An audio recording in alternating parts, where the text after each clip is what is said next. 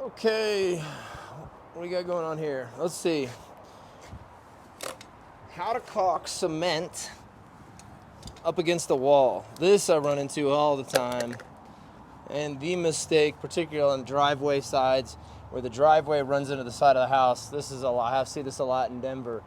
People will ask me, hey, how much will you charge me to come in and put cement up against this? And I tell them they should just go throw their money in the street, because that's about what that's worth. So if you try to put cement in a spot where this is its own structure, this is its own structure, these things are not together, and they're going to move, and when they do, it's going to crack. And so the one thing I could guarantee, if I were to put a cementitious product in here, is that it would crack and fail, and I wouldn't guarantee it for a week. So this is a product that I use that I really like. It's called Big Stretch. It's made by Sashco. This is a really, really great caulk, and I use it for this kind of thing, where people's stairs, or you can caulk in around anything. It's really nice stuff. Supposedly for bigger cracks, but the main reason I like it is because of the workability. So what you need to do this is you need a caulk gun. Get them at a hardware store, Home Depot. Some kind of tape. What I had out here was duct tape, and you want to pre-tape, right? Come in and tape along where you're going to caulk it in. When you put down tapes like this, it's really more critical that it's stuck down at the edge. I don't care if it's sticking down out here, because I'm going to pull this pretty much immediately. But I'm right on the edge of the concrete, and the concrete's not perfect. So it's got weird, it's lipped up in places, and in other places it's more or less flat. What I don't want is I don't want the tape open inside of this crack, so that when I caulk in, the caulk's going to want to go in underneath the tape somehow. And then I'm going to pull it out, and it might pull my caulk. So I'm going along with my fingers to make sure that that's kind of down or on something. God forbid you get self-leveling caulk. Please look, if you're going to use self-leveling caulk, be really careful, because that stuff keeps moving, and in caulks like this, in places like this, cracks like this, I've put stuff down in here to so that it can only go so far down. Okay, I want it to actually go down. It's like tuck pointing for me. I mean, maybe you only need a ½ inch on caulk or so, but you definitely want it to go down. You don't want to just caulk up to something, because then when it moves, it's still going to pop and crack the caulk, and I see that all the other time. The other thing I see is that when people caulk stuff, they kind of leave it the way it is, the way it comes out.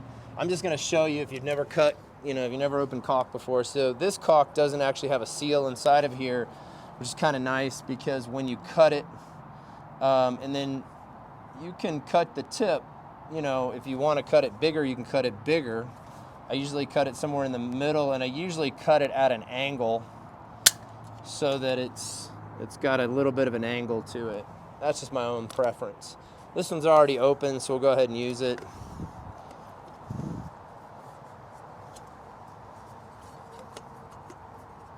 Come on, baby. Get in there. All right.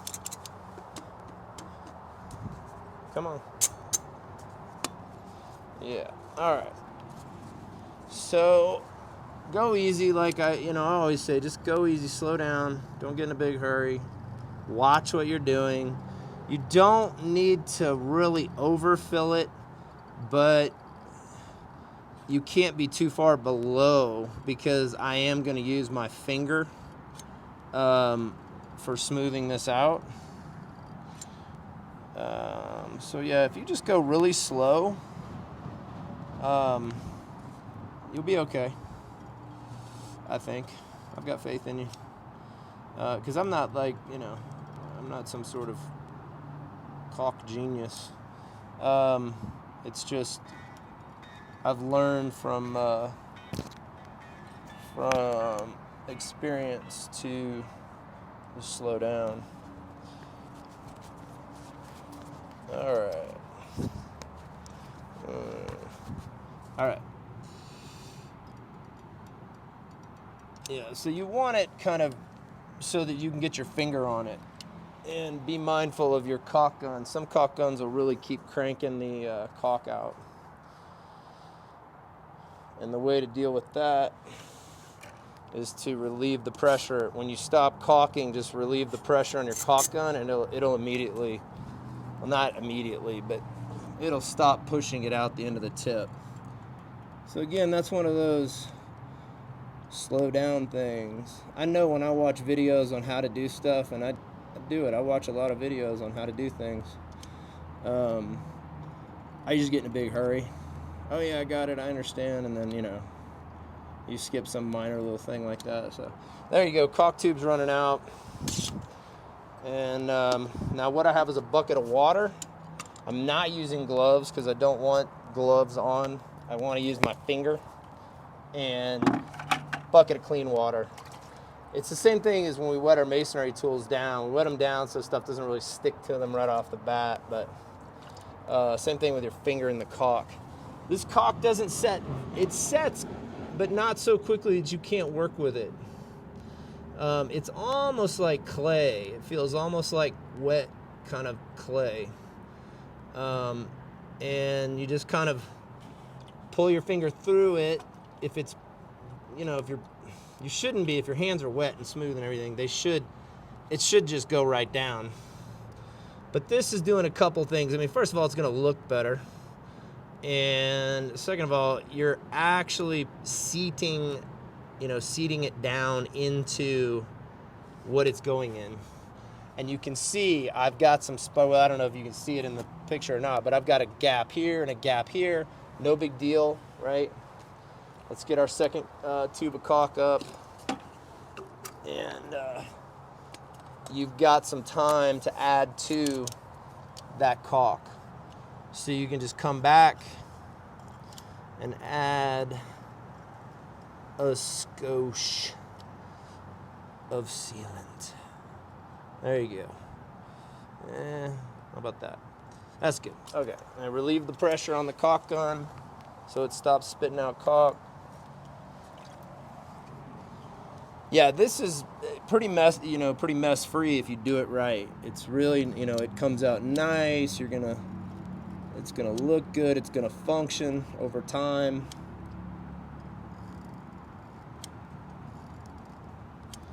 Making sure we go all the way down to the bottom. So most people do this. They caulk it just like this, and they leave it, and they just think, okay, it's good. But in reality, what you end up with is,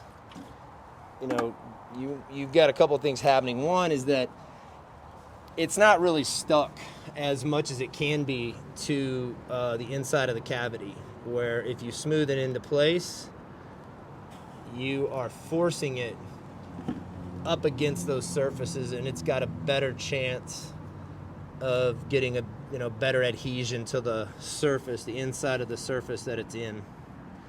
Sometimes when you're smoothing it, you're going to start gathering up excess. So just pull the excess off. Don't try to push it. Keep pulling it out and away from the wall, or else you push it into your, on this it's a wire cut brick. I do not want to get this into the face. So I can see what my finger is pushing, and if it looks to me like that's starting to gather up, like I'm pushing a wall of caulk that's then going to go up higher on the brickwork, I'll just pull my finger out, get that excess out of there, and go back to pushing it. So there's a little bit of a spot right here.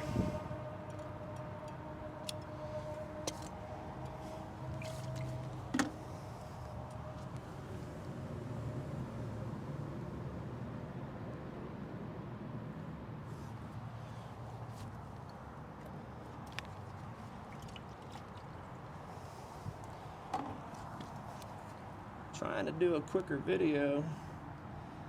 I know I've had some long ones, and this one should be a fairly short one. I'm not going to show the whole wall. Well, I'm just showing you one part because it's just going to be the same thing. I'll add tape to the ground ahead of me, and I'll keep going. All right. Yeah. So let's go around the corner. Let's see if I can caulk up the face of this. I can probably go ahead and pull my tape. So let's go ahead and do that and see what that looks like. So there you go. Pretty clean. Now I'm noticing there's a little bit here and a little bit here, right in this little section that needs just. This is where it gets a little dicey, I suppose, because we're trying to work clean, but we don't have enough caulk in places. So add a little bit more where you think you need it. Relieve the pressure on the caulk machine. Get your hands wet again.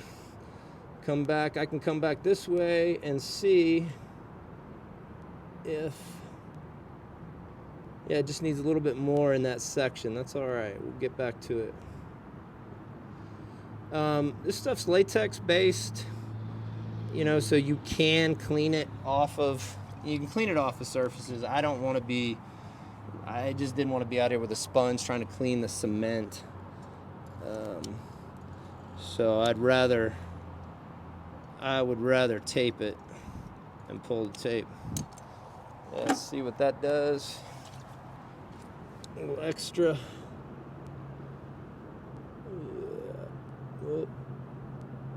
Yeah, it's really. I've gotten some other types of caulk, some other brands of caulk, thinking, oh, it's whatever, it's the same. But I tried a different kind that actually came from the depot, and it actually stuck to your hands so much. It didn't matter if you had water on your hands or not. It just was so sticky that it was not workable. So that's not something I would like. I like to be able to work this stuff down into place, and that way I know it's good. I've gone back on my jobs, jobs I've caulked in years past, and just to look at them and see how they're holding up.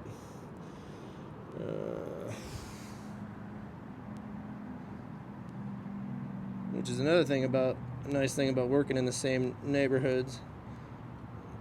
So you can see how your work holds up. No matter what that guy on YouTube said, I know what I did worked. All right, here's around the corner now. Here we go. So let's get that down in there.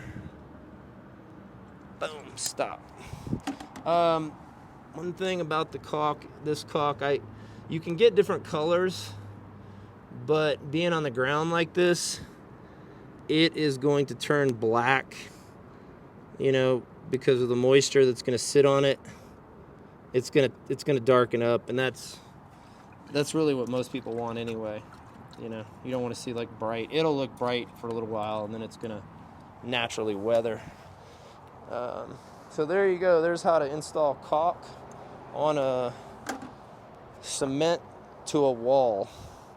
If you guys like what I'm showing you, if you got questions, you can always ask me questions. But like and subscribe, and I'm going to keep making content for you. Thank you.